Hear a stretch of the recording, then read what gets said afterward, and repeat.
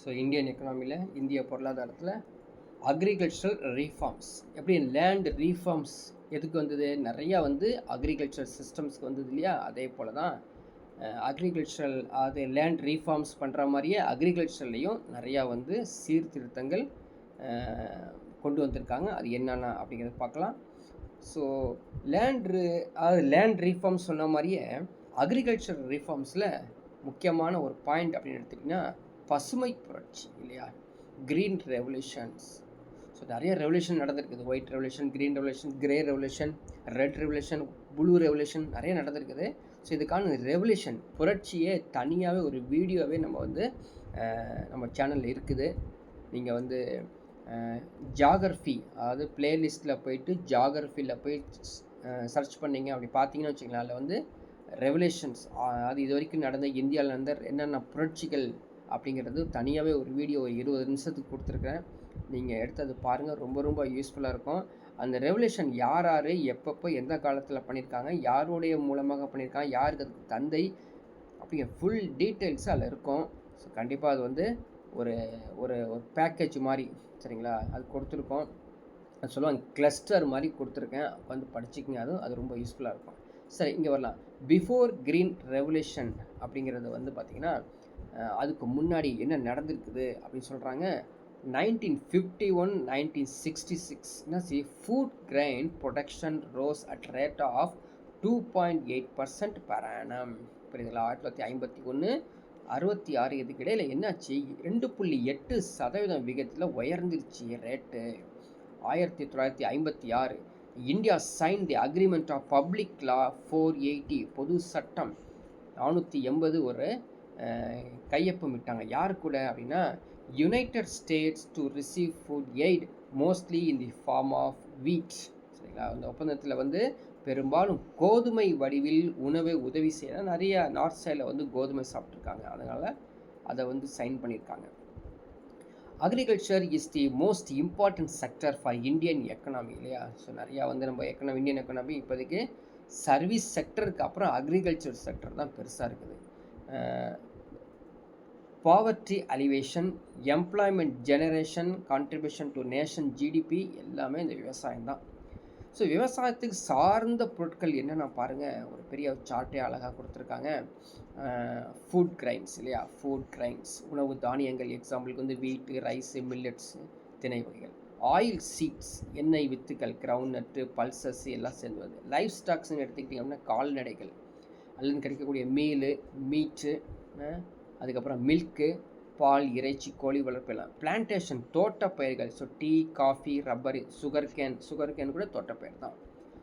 Horticulture தோட்டக்கலை, fruits, vegetables. இதன் மூலமாக நம்ம வந்து நிறையா எக்கனாமி இந்தியனுடைய எக்கனாமி இதில் இருக்குது அப்படிங்கிறத சொல்லியிருக்காங்க. அதே மாதிரி 2 வார்ஸ் மறக்க முடியாது இல்லையா? நம்ம இந்தியாவுக்கு 2 வார் நடந்திருக்குது. சைனா வந்து 1962, பாகிஸ்தான் 1965. ஸோ நிறைய நம்ம இழப்பு எதிர்பார்த்தோம். அப்போ நம்ம வந்து பார்த்திங்கன்னா 5 இயர்ஸ் பிளான் பண்ணவே இல்லை. 5 ஆண்டு திட்டங்களை நம்ம வந்து இம்ப்ளிமெண்ட் பண்ணவே இல்லை. இந்த 5 ஆண்டு திட்டங்கள் சொல்கிறோம் இல்லையா? 5 இயர்ஸ் பிளானு, அது கூட நம்ம வீடியோ தனியாகவே இது போட்டிருக்கோம். 5 இயர்ஸ் பிளான்ஸ் அதையும் நீங்கள் வந்து போய் பார்க்கலாம். அதுலேயும் ஃபுல் டீட்டெயில்ஸ் எத்தனை 5 இயர்ஸ் பிளான்ஸ் இது வரைக்கும் நடந்திருக்குது, கடைசியாக 5 இயர்ஸ் பிளான்ஸ் எப்போ நடந்தது. இப்போ 5 இயர்ஸ் பிளான் இல்லை, 5 ஆண்டு திட்டங்கள் அப்படிங்கிறது இப்போதைக்கு இல்லை. அதுக்கு பதிலாக நிதி ஆயோக்கு கொண்டு வந்துட்டாங்க அப்படிங்கிறத நீங்கள் கேள்விப்பட்டிருப்பீங்க. சரி, 2 போர்கள் நடந்ததுனால என்ன ஆச்சுன்னா பயங்கரமான ஒரு தொடர்ச்சியான வறட்சி நம்ம வந்து இங்கே நடந்துச்சு. ஆனால் நம்ம என்ன பண்ணோம், இந்த நேரத்தில் வேறு ஒன்று திங்க் பண்ணோம். 5 ஆண்டு திட்டத்தை பயன்படுத்தலை, அதுக்கு பதிலாக க்ரீன் ரெவல்யூஷனை கொண்டு வந்தோம். பசுமை புரட்சி அருமையான ஒரு இது. இன்றைக்கி வந்து நிறைய நம்ம சாப்பிட்றோம் அப்படின்னா அன்றைக்கி கொண்டு வந்த க்ரீன் ரெவல்யூஷன் தான். இதனால் என்னாச்சுங்க, ரேப்பிட் இன்க்ரீஸ் இன் வீட் அண்ட் ரைஸ். அதான் முக்கியமானது. கோதுமையும் ரைஸும் அதிகமான விளைச்சல், உபரி விளைச்சல் நமக்கும் பற்ற போய் மற்றவங்களுக்கும் கொடுக்குற அளவுக்கு இந்த பசுமை புரட்சி நடந்துச்சு. சரிங்களா? அதே மாதிரி அதில் முக்கியமானது இந்த நார்மன் போர்லாக் இல்லையா? நார்மன் போர்லாக் அவர் தான் பசுமை புரட்சியின் தந்தை. 1970. சரி, 1970 the father of green revolution Nobel prize வாங்கினவர் 1970. இவர் என்ன பண்ணார் தெரியுங்களா? His work in developing high yielding varieties of wheat, அதிகமாக மகசூல் தரக்கூடிய அந்த வகை கோதுமையை அவர் வந்து சர்வீஸ் பண்ணி மற்றவங்களுக்கு கொடுத்தாரு.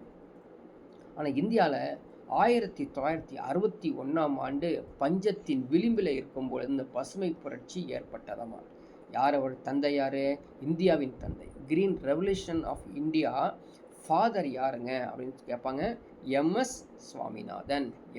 சுவாமிநாதன் என்பவர் தான் பசுமை புரட்சியின் தந்தை. அது இந்திய பசுமை புரட்சியின் தந்தை என்று அழைக்கப்பட்டவர்.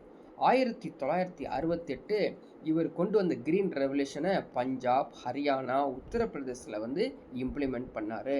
அதாவது high yielding variety of seeds, fertilisers, pesticide, better irrigation facilities, mechanised equipments, modern agriculture techniques, இது எல்லாமே சேர்த்து தான் கிரீன் ரெவல்யூஷன்ஸ்.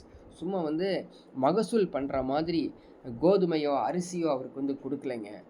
ஃபுல் செட்டு, அது ஃபெர்டிலைசர்ஸு, பூச்சிக்கொல்லிகள், அதுக்கப்புறம் வந்து பாசன வசதிகள், அதே மாதிரி தொழில்நுட்ப இயந்திரங்கள், நவீன விவசாய முறைகள் எல்லாத்தையும் சேர்த்து சொன்னதால தான் பசுமை புரட்சி அதிகமாக நம்ம ஈல்டு பார்த்தோங்க. சரிங்களா? இந்த பசுமை புரட்சியுடைய காம்பனன்ட்ஸ் என்ன, கூறுகள் என்ன அப்படின்னு பார்த்தீங்கன்னா ஆல்ரெடி உங்களுக்கு தெரியும். ஸோ ஹை ஈல்டிங் வேரைட்டி சீட்ஸ், அதிக மகசூல் தரக்கூடிய விதைகளை தான் அவங்க உருவாக்குனாங்க. அந்த விதைகள் தான் பேஷன்ஸ், அதாவது விவசாயிகளுக்கு கொடுத்தாங்க. அதனால் அதிக மகசூல் கிடைச்சது. உரங்கள், நீர்ப்பாசனம், பெஸ்டிசைடு, பூச்சிக்கொல்லி, ஃபார்ம் மெக்கானைசேஷன்ஸ், அதே மாதிரி அக்ரிகல்ச்சர் கிரெடிட்ஸ், விவசாய கடன் கொடுத்தாங்க. அதுவும் முக்கியமானது. நிறைய பேருக்கு வந்து பணமே இல்லாமல் இருந்தாங்க. ஸோ விவசாய கடன் கொடுத்து நீங்கள் வந்து விவசாயம் செய்யுங்க அப்படின்னு சொன்ன காலம் அது. அக்ரி மார்க்கெட்டிங், வேளாண் சந்தையை உருவாக்குனாங்க. ரெண்டுமே முக்கியமானது டெவலப்மெண்ட். மற்றெல்லாம் வந்து அஸ்யூஷுவலாக செஞ்சாலும் இதை செஞ்சு கொடுத்தது தான் அவங்களுக்கு வந்து ஆஃப்டர் ப்ரொடக்ஷன் ஈல்டு ஆனதுக்கப்புறம் அதை நல்லா வந்து எக்ஸ்போஸ் பண்ண முடிஞ்சது மார்க்கெட்டில் அப்படிங்கிறது முக்கியமானது. இந்த பசுமை புரட்சி இருக்குது பார்த்தீங்களா, இது வந்து 3 ஃபேஸஸாக நடந்துடுங்க. ஃபஸ்ட் ஃபேஸ், செகண்ட் ஃபேஸு, அதுக்கப்புறம் third phase. 3 phase very very important. So first ஃபேஸில் பாருங்கள், 1966 to 72 எக்ஸாம்பிள் கேட்டு வச்சுருக்காங்க அந்த ஃபேஸஸ்லாம். 1973 to 80, 1981 to 90. Highly irrigated areas of Punjab, Haryana, western Uttar Pradesh. புரிஞ்சுங்களா? எங்கே ஃபஸ்ட்டு இம்ப்ளிமெண்ட் பண்ணாங்க? அதிகமாக மகசூல் கூடக்கூடிய, அதிகமாக நீர்ப்பாசன பகுதிகள் இருக்கக்கூடியது எங்கே அப்படின்னு பார்த்தீங்கன்னா பஞ்சாப், ஹரியானா, அந்த வெஸ்டர்ன் உத்தரப்பிரதேஷ். செகண்ட் ஃபேஸ் வந்து பார்த்திங்கன்னா eastern Uttar Pradesh, Andhra Pradesh, coastal areas of Karnataka and தமிழ்நாட்டில் பண்ணாங்க. ஸோ நம்ம வந்து செகண்ட் ஃபேஸில் வந்துட்டோம். தேர்ட் ஃபேஸ் அப்படின்னு பார்த்தீங்கன்னா eastern region of West Bengal, Bihar, Assam, Odisha இந்த பகுதியில் செஞ்சுருக்காங்க. ஸோ டோட்டலாக இந்தியா முழுக்க இந்த க்ரீன் ரெவல்யூஷனை ஃபேஸ் டு ஃபேஸாக வந்து டெவலப் பண்ணிட்டாங்க. ஸோ இந்த பசுமை புரட்சி இரண்டாவது பசுமை புரட்சின்னு சொல்லி இருக்குதுங்க. செகண்டு, இதுலேருந்து நம்மளுக்கு நல்லா வந்து ஒரு பாசிட்டிவ் க்ரோத் பார்த்துட்டோம் இல்லையா?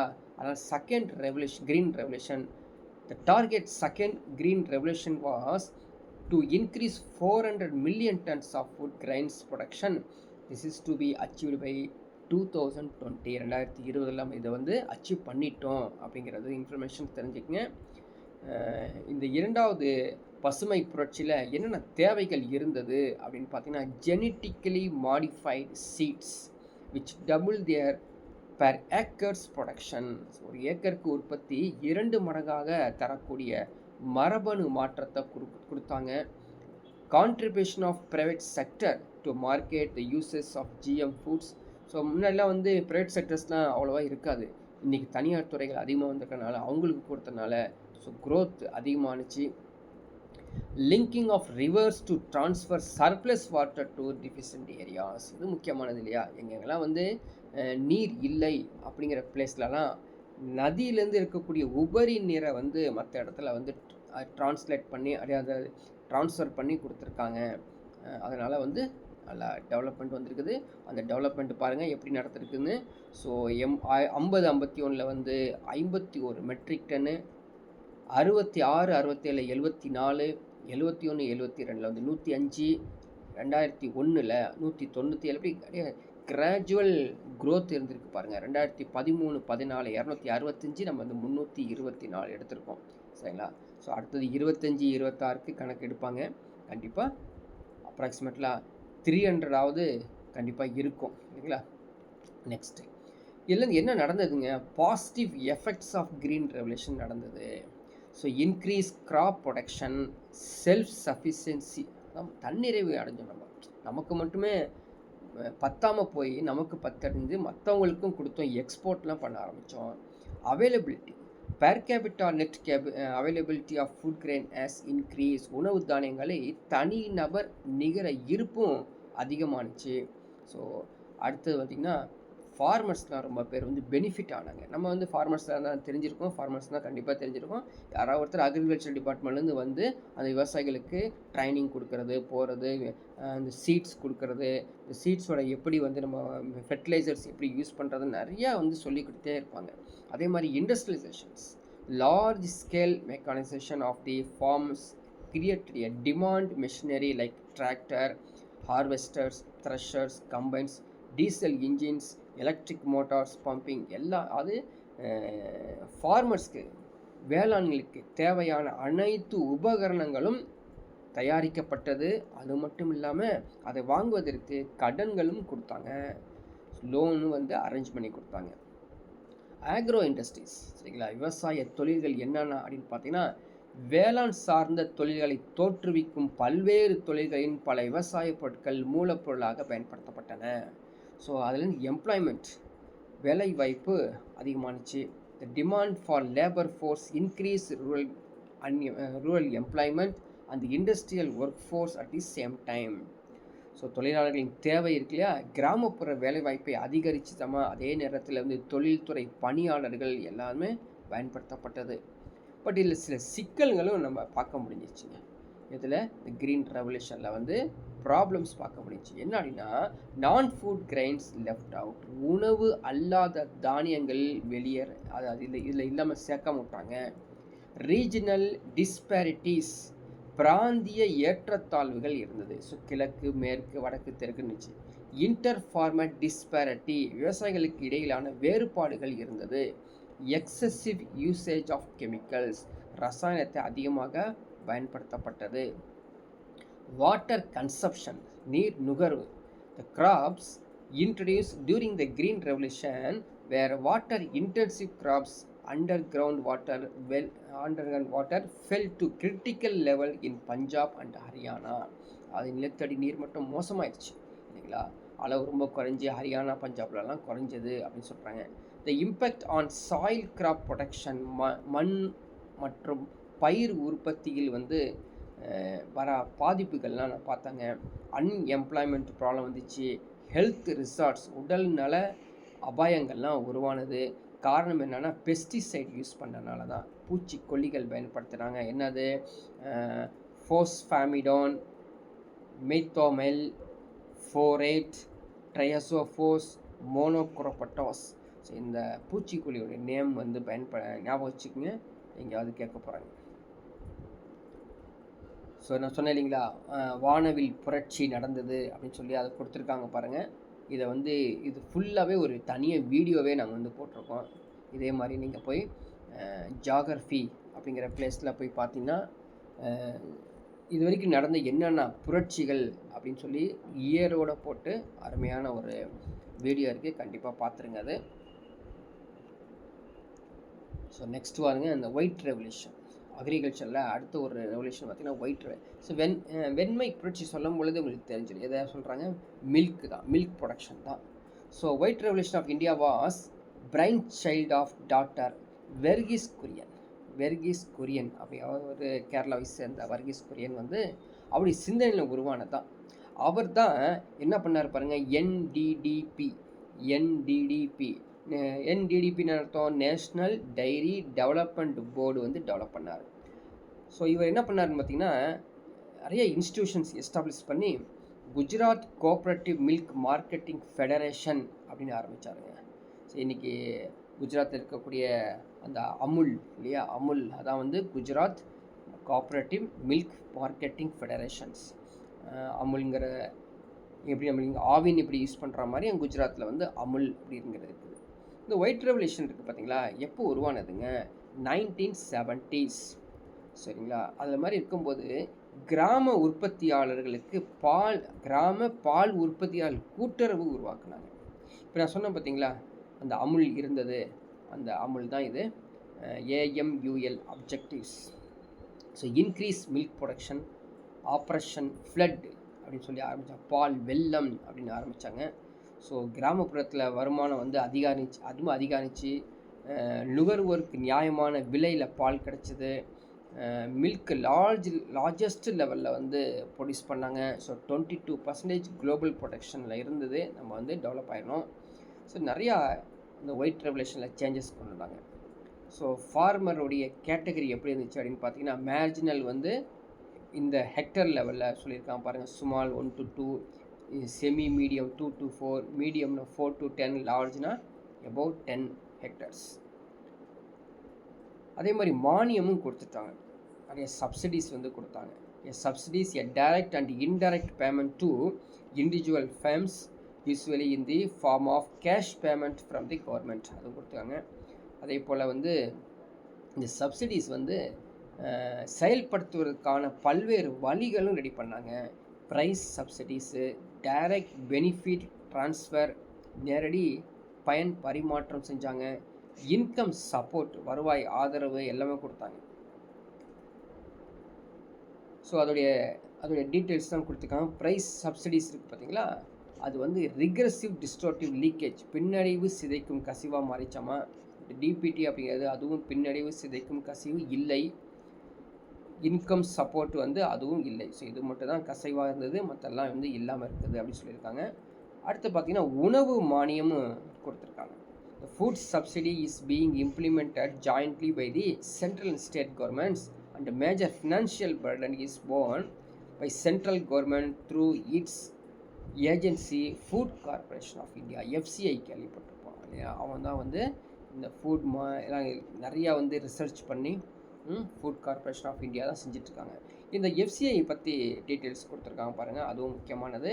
ஸோ எஃப்சிஐ வந்து பார்த்திங்கன்னா 1965 செட்டப் பண்ணது. இதுக்கு தனியாக ஒரு சட்டம், ஃபுட் கார்பரேஷன் ஆக்ட் 1964 அந்த எதுக்காக இந்த ஃபுட் பாலிசி, அதாவது உணவு கொள்கையை வச்சு கொண்டு வந்தாங்க. எதுக்கு அப்படின்னா, effective price support operation for safeguarding the interest of the farmers, விவசாயிகளின் நலன்களை பாதுகாப்பதற்காக பயனுள்ள விலையில் ஆதரவு நடவடிக்கை தான் இந்த எஃப்சிஐ. அதே போல் distribution of food grains throughout the country for public distribution சிஸ்டத்துலேயும் கொண்டு வந்தாங்க. பிடிஎஸ் இருக்குல்ல, பப்ளிக் நம்ம கூட்டுறவு டிஸ்ட்ரிபியூட் பண்ணுறோம் பார்த்தீங்களா, அந்த ரேஷன் கடையில், அந்த பப்ளிக் டிஸ்ட்ரிபியூஷன் சிஸ்டத்தில் கொண்டு வந்தாங்க. Maintaining safety level of operational and buffer stocks of food grains to ensure national food security, அதாவது தேசிய உணவு பாதுகாப்புன்னு உருவாக்கி அதில் உணவு தானியங்களே நிறையா வந்து இடைத்தேக்க இருப்பு, அதாவது இடைத்தேக்க இருப்பு அப்படின்னா என்ன அர்த்தம் அப்படின்னு பார்த்தீங்கன்னா, எக்ஸாம்பிளுக்கு சொல்கிறாங்க. இது வந்து 1 டன் நம்ம வந்து ப்ரொடக்ஷன் ஆகிருக்குன்னு வச்சுக்கோங்க. இங்கே ஒரு டன் வந்து பஃபர் ஸ்டாக் பண்ணிக்குவாங்க. இங்கே ஒரு டன் வந்து பஃபர் ஸ்டாக்கு, இங்கே 1 டன் வந்து நம்ம வந்து சாப்பிட்டுட்ருப்போம். இது வந்து உணவுக்காக பயன்படும், சரிங்களா? இது வந்து பஃபர் ஸ்டாக்கு, இது வந்து என்ன அப்படின்னா ப்ரொடக்ஷன் ஆகிட்டுருக்கும், உற்பத்தி செஞ்சிட்ருப்பாங்க. அப்போ பார்த்தீங்கன்னா ஜென்ரலி ப்ரொடக்ஷன் பண்ணி நேராக வந்து உணவுக்கு போகாமல் நடுவில் ஒரு பஃபர் ஸ்டாக் வச்சுருக்கனால என்ன ஆச்சுன்னா, இந்த ஃபார்மர்ஸ்க்கு அதிகமாக அவங்க ப்ரொடக்ஷன் பண்ணணும் அப்படிங்கிற ஒரு ஆர்வத்தை தூண்டிச்சு. ஸோ இந்த பஃபர் ஸ்டாக் எப்போ அப்படின்னா, ஏதாவது ஒன்று இங்கே ப்ரொடக்ஷன் வந்து ஸ்லோவாகிடுச்சின்னு வச்சுக்கோங்க, இங்கேருந்து எடுத்து நமக்கு மக்களுக்கு கொடுக்கலாம் அப்படிங்கிறதுக்காக அந்த வேர் ஹவுஸில் பஃபர் ஸ்டாக் வைக்கிறாங்க.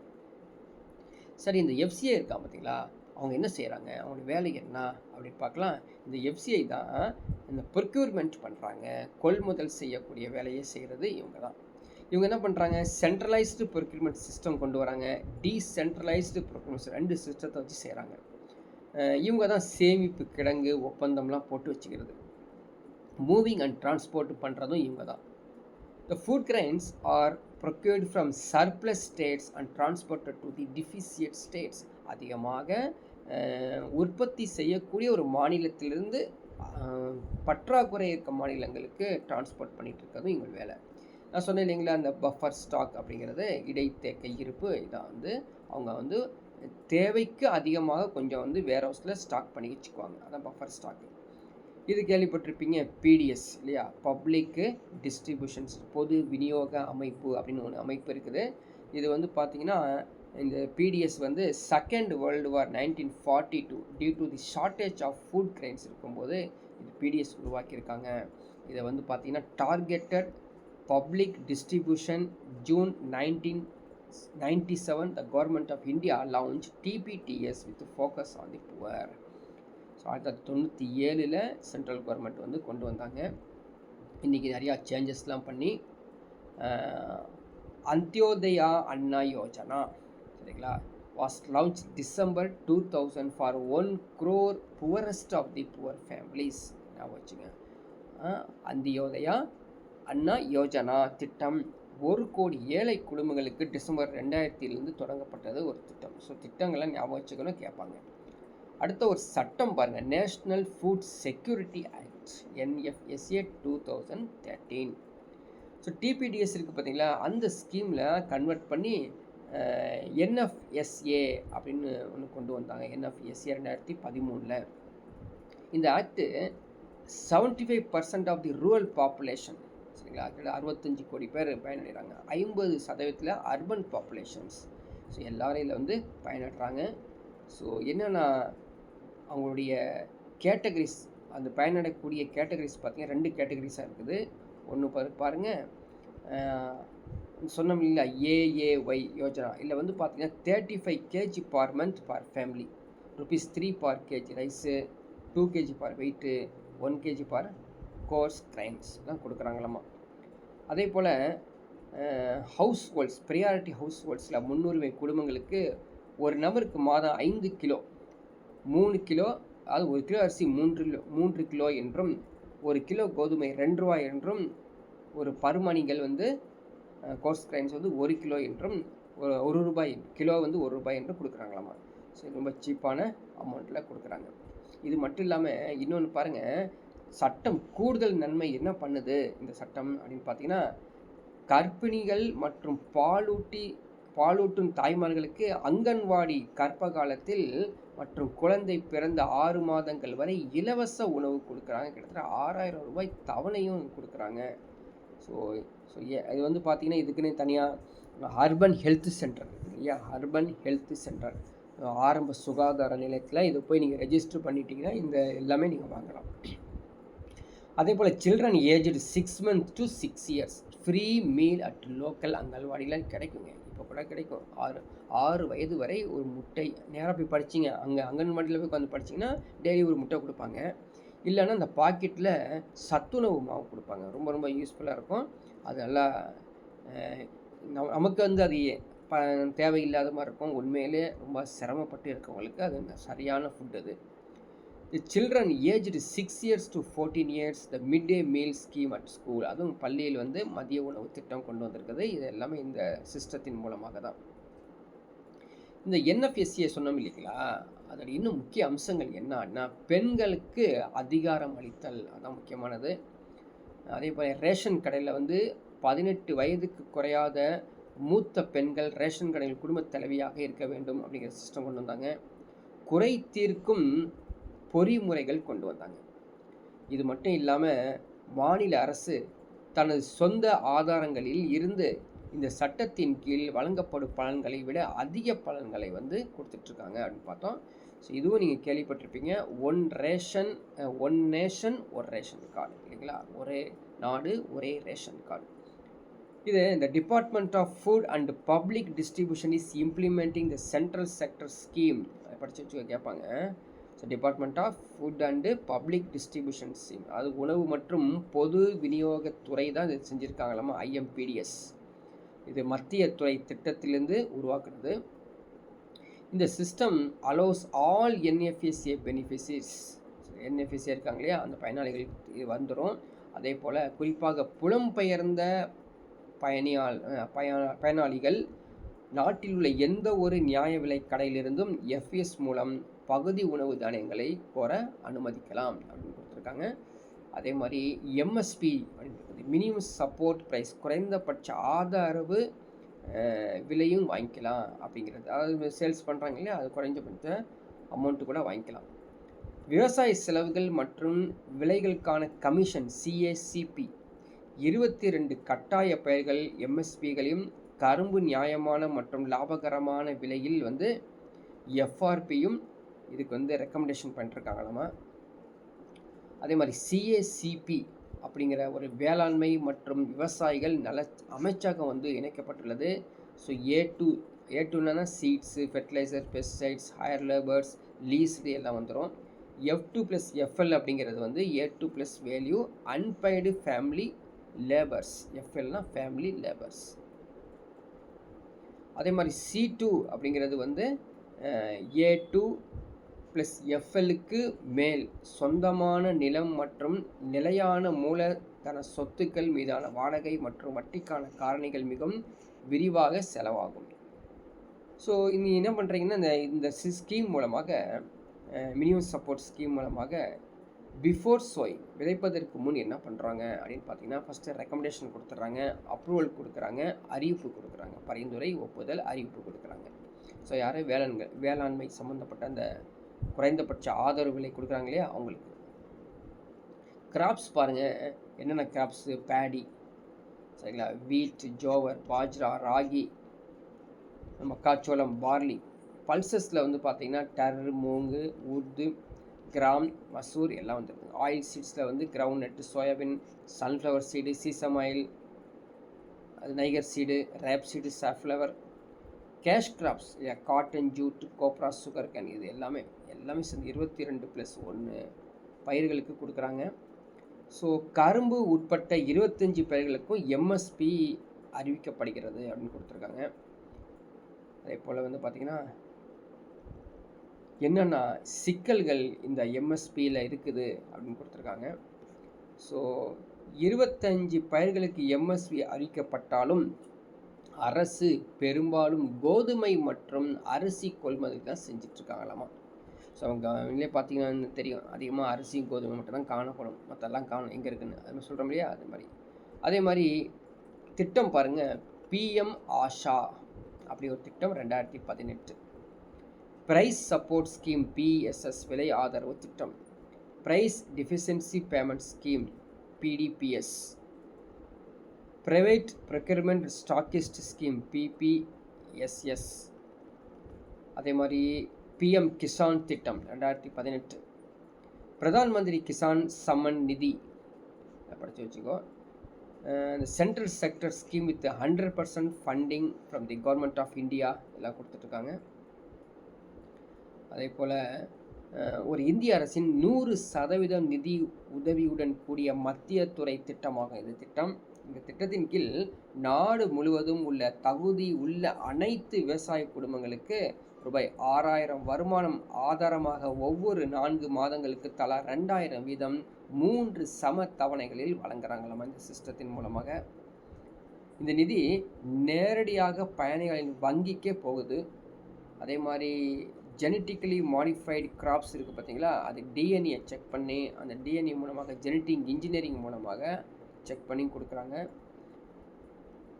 மரபணு மாற்றப்பட்ட பயிர்கள் என்னென்ன நன்மைகள் பார்த்தீங்கன்னா, அதிக ஊட்டச்சத்து கிடச்சிருது, பாக்டீரியா, வைரஸு, மற்ற தாவரங்கள்லாம் வந்து இது சேதப்படுத்தாமல் பார்த்துக்கும், நீண்ட நாள் லைஃப் கொடுக்கும், less costly GM foods and higher yields வந்து கொடுக்குதாமா.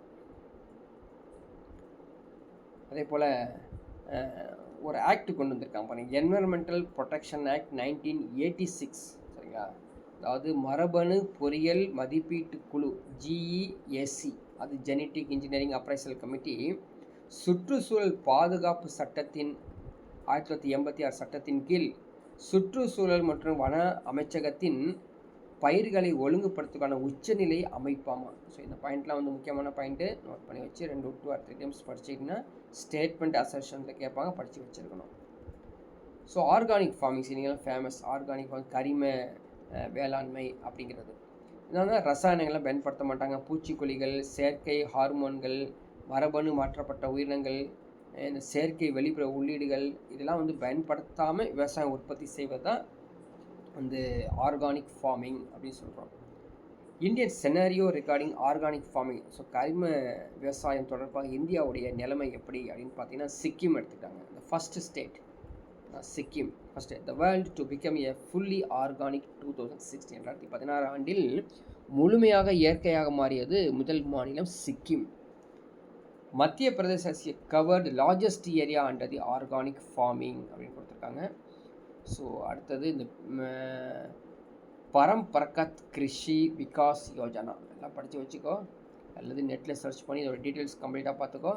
இதோடைய காரணம் என்ன, நோக்கம் என்னென்னா கரிம விவசாயத்தை ஊக்குவிப்பது. கேட்டுங்க, இந்த பரம்பரகத் கிருஷி விகாஸ் யோஜனா PKVY அப்படின்னு போட்டு இதோடைய நோக்கம் என்ன அப்படின்னு கேட்டால் முடிஞ்சிச்சு, ஞாபகம் வராது. டு ப்ரமோட் ஆர்கானிக் ஃபார்மிங் அப்படின்னு ஞாபகம் வச்சுங்க. இது இல்லாமல் நேச்சுரல் ஃபார்மிங் இருக்குது, இயற்கை விவசாயம் அப்படின்னு சொல்லி கேள்விப்பட்டிருப்போம். ஸோ இதுவும் ரசாயனங்கள் இல்லாமல் விவசாய முறையை மேம்படுத்துறது, உற்பத்தி செய்வது, உள்ளீடுகள் செய்வது, உபகரணங்களை பயன்படுத்துவது, இதெல்லாம் வந்து இயற்கை விவசாயத்தில் சேர்ந்தது. அதே மாதிரி organic and natural farming both system discourage farmers from using any chemical fertilisers, pesticides. இந்த மெத்தட் மூலமாக என்னது அப்படின்னு பார்த்தீங்கன்னா, use local breeds of seeds. உள்ளூரில் விதைத்த அந்த விதைகளையே பயன்படுத்துகிறாங்களாமா. இப்போது அக்ரிகல்ச்சருடைய ஸ்டேட்டஸ் என்ன அப்படின்னு பார்த்தீங்கன்னா, கொள்முதல் விலை, விற்பனை விலை, பஃபர் ஸ்டாக்கு, இந்திய உணவுக் கழகம் இருக்காங்க, FCI. இதெல்லாம் விவசாய பொருட்களுடைய சந்தை குழுக்கள் இருக்குது, விவசாய மண்டி இருக்குது. அது இல்லாமல் நேஷ்னல் அக்ரி மார்க்கெட், தேசிய வேளாண் சந்தைகள் கூட இருக்குது. எல்லாமே வந்து இன்டர்நெட் மூலமாக நம்ம பார்க்க முடியும். சரிங்களா? சரி, இப்போ நெக்ஸ்ட் நம்ம பார்க்க போகிறது ப்ரீவியஸ் இயர் கொஷின்ஸ். இதில் ஏரியாவில் ப்ரீவியஸ் இயர் கொஷின்ஸ் எப்படி கேட்டிருக்கான் அப்படின்னு பாருங்கள். The success of green revolution depends on the availability of high yielding, right, adequate irrigation facility, chemical fertilizer. All of this is the right answer. Next question, impact, the main impact of green revolution எது? cereals. அருமையான question, படித்து வச்சுக்கோ. green revolution உடைய முக்கியமான விளைவுகளை சீரியல்ஸில் தான் காமிச்சாங்க. Pulses, fruits, வெஜிடபிள்ஸ்லாம் கிடையாது, அரிசி கோதுமையில் தான் காமிச்சாங்க இல்லையா? Green revolution as leads to அதே தான், increase in the regional inequalities, increase in the interpersonal inequalities, maximum benefits to wheat crops. எல்லாமே சேர்ந்தது தான். all of this is the right answer. the largest produce state வந்து எது?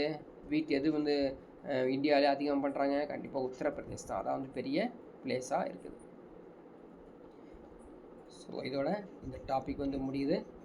So நீங்கள் வந்து இதையும் படிச்சுக்கங்க. இந்த PDF வந்து யூடியூப்பில் இருக்கும், அங்கேயும் போய் நீங்கள் டவுன்லோட் பண்ணி படிச்சுக்கலாம். ஸோ நெக்ஸ்ட் கிளாஸில் நெக்ஸ்ட் டாப்பிக்கில் பார்க்கலாம்.